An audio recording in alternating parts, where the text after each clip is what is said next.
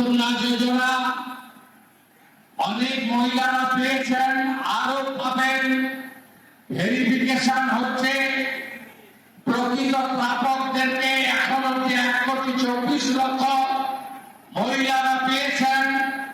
1,70,00,000 মহিলা আবেদন করেছেন।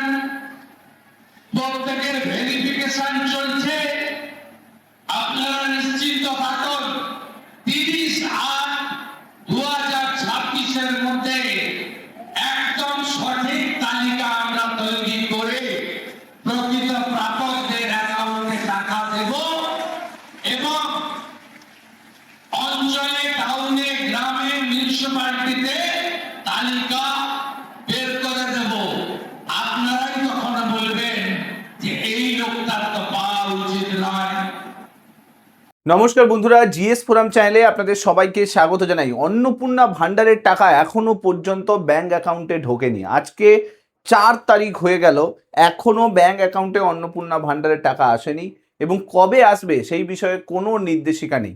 এইটা নিয়ে যথেষ্ট পরিমাণে বিভ্রান্তি তৈরি হয়েছে। তাই এই যে অন্নপূর্ণা ভান্ডার, সেটা আগে ছিল প্রতিশ্রুতি ভান্ডার, এখন এটা বিভ্রান্তি ভান্ডারে কিন্তু পরিবর্তিত হচ্ছে।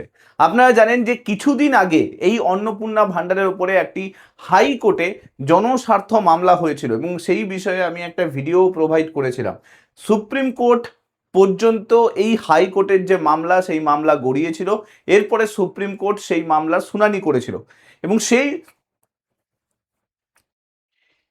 এবং সেই শুনানিতে বলা হয়েছিল যে 25শে আগস্টের পরে অন্নপূর্ণা ভান্ডারের ওপরে একটি সঠিক নির্দেশিকা দেয়া হবে।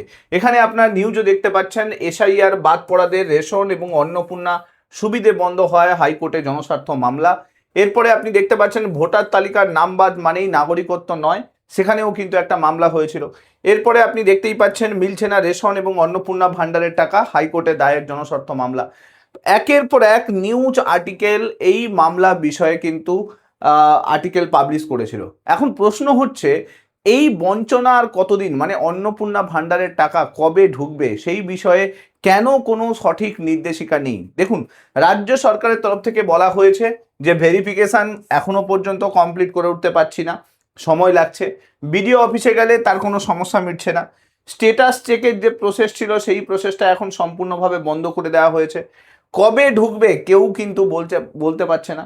তো এই যে অন্নপূর্ণা ভান্ডারে যে বঞ্চনা চলছে, সেই বঞ্চনা আরও যে কতদিন চলবে তার কোনো কিন্তু নির্দেশিকা নেই। অন্নপূর্ণা ভান্ডারে অ্যাকচুয়ালি সমস্যাটা কি হচ্ছে, কেন দেরি হচ্ছে এই যে ভান্ডারের টাকা সেটা ব্যাংক অ্যাকাউন্টে ঢুকতে কেন দেরি হচ্ছে? দেখুন, প্রথম জিনিস তো রাজ্য সরকারের তরফ থেকে এটা বলা হয়েছে যে ভেরিফিকেশন হচ্ছে, কিন্তু বহু জায়গাতে কোনো ভেরিফিকেশন এখনো পর্যন্ত হয়নি। রাজ্য সরকারের তরফ থেকে বলা হয়েছে, মুখ্যমন্ত্রী শুভেন্দু অধিকারী তিনি ঘোষণা করেছেন যে আগস্টের 30 তারিখের মধ্যে একটা ভেরিফিকেশন সহ কমপ্লিট লিস্ট পাবলিশ করে দেওয়া হবে। কিন্তু ভাবুন তো, একটা মাসের প্রথম যে ফার্স্ট উইক, সেকেন্ড উইক, সেখানে কোনো কিছু নির্দেশিকা এখনো কোনো কিছু পাবলিশ হলো না, এখনো ভেরিফিকেশন কমপ্লিট হলো না। তাহলে সেক্ষেত্রে 30 তারিখের মধ্যে কিভাবে ভেরিফিকেশন সমস্ত যে অ্যাপ্লিকেশন আছে সেগুলোকে কমপ্লিট করা পসিবল হবে? জানি না, সেটা প্রশ্ন চিহ্নের মধ্যে রয়েছে। দ্বিতীয়ত, রাজ্য সরকার হয়তো কোর্ট অর্ডারের জন্য ওয়েট করছে, কারণ হাইকোর্টে যে জনস্বার্থ মামলা হয়েছিল সেটা সুপ্রিম কোর্টে গেছে, আর সুপ্রিম কোর্টে শুনানির ডেট যেটা 25শে আগস্ট রাখা হয়েছে।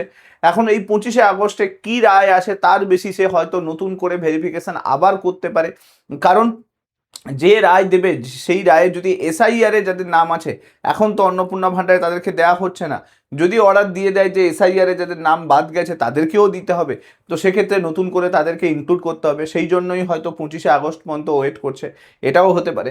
এছাড়া আমরা দেখতে পাচ্ছি যে একসঙ্গে সবাইকে দিতে রাজ্য সরকার বলছে যে কিছু সমস্যা হচ্ছে, একসঙ্গে দেয়া যাবে না, ধাপে ধাপে দেওয়া হবে। যেটা শোনা যাচ্ছে যে সম্প্রতি একটি প্রেস কনফারেন্স হয়েছিল বিভিন্ন এমএলএ এমপিদের নিয়ে বিজেপির তরফ থেকে, সেখানে যেটা শোনা যাচ্ছে যে 15ই আগস্টের পরে নাকি নতুন করে টাকা ছাড়া হবে, তার আগে কোনো কিছু ছাড়া হবে না। এরই মধ্যে সোশ্যাল মিডিয়াতে বিভিন্ন জায়গাতে ঘোরাফেরা করছে যে ব্যাংক অ্যাকাউন্টে টাকা ঢুকে গেছে।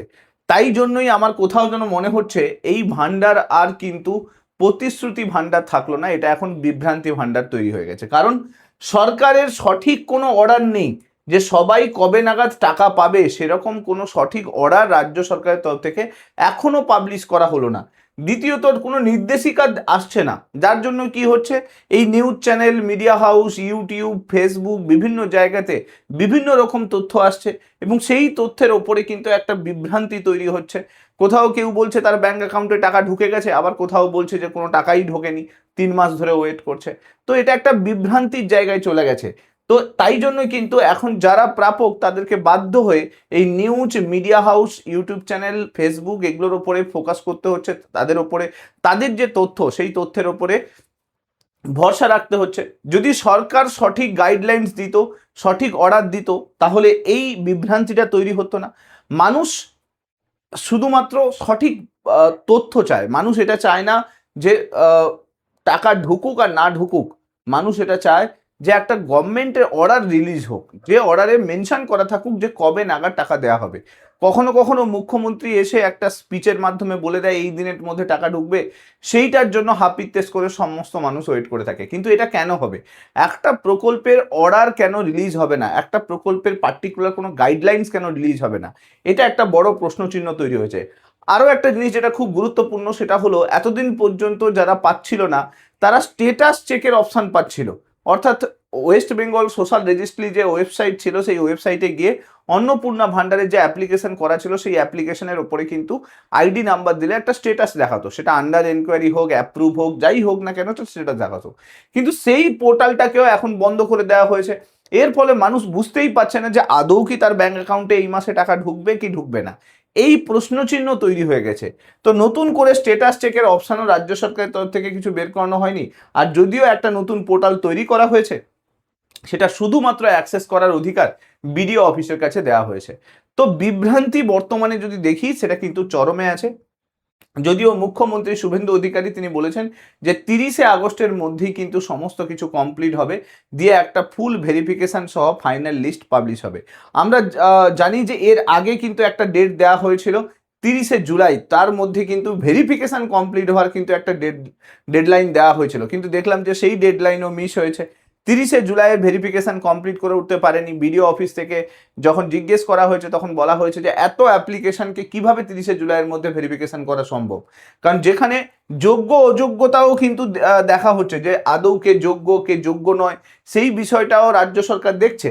তো সেখানে ফিল্ড ভেরিফিকেশন করা, সমস্ত কিছু কমপ্লিট করা এতটা ইজি ব্যাপার নয়। তারপরে যাদেরকে দিয়ে করানো হচ্ছে, আশা কর্মী বা অঙ্গনওয়াড়ি যে ওয়ার্কার রয়েছেন যাদেরকে দিয়ে করানো হচ্ছে, তারা আবার আয়ুষ্মান ভারত প্রকল্পেরও কিন্তু সমস্ত কাগজপত্র বাড়ি বাড়ি গিয়ে নিচ্ছে। তো এর ফলে এই পুরো বিষয়টা এখন কিন্তু ঘেঁটে রয়েছে। আয়ুষ্মান ভারত আর অন্নপূর্ণা ভান্ডার পুরো দুটো প্রকল্প একসঙ্গে চলা যেহেতু চলছে, তার জন্য না বিডিও অফিসে কর্মচারী রয়েছে, না পঞ্চায়েতে কর্মচারী রয়েছে, না এই সমস্ত যে অর্ডারগুলো দেওয়া হচ্ছে যে ভেরিফিকেশন করার জন্য, সেগুলোর জন্য সঠিক কোনো কর্মচারী রয়েছে। কারণ কর্মচারীর অভাব প্রত্যেকটা ব্লকে, প্রত্যেকটা পঞ্চায়েতে হয়েছে। গত 5 বছরের রিক্রুটমেন্ট বলতে কিছুই হয়নি। তো এই বিষয়গুলো রাজ্য সরকারের এখন দেখা উচিত। এখন যেহেতু এটার কোনো সঠিক নির্দেশিকা নেই, তবে বিভিন্ন এমএলএরা, বিজেপির এমএলএরা তারা কিন্তু ঘোষণা করছেন যে 15 তারিখের পরে, 15ই আগস্টের পরে সবার ব্যাঙ্ক অ্যাকাউন্টে টাকা আসবে। এখন সেইটুকুর ওপরেই বিশ্বাস রাখতে হবে, আর তো কোনো অপশান নেই।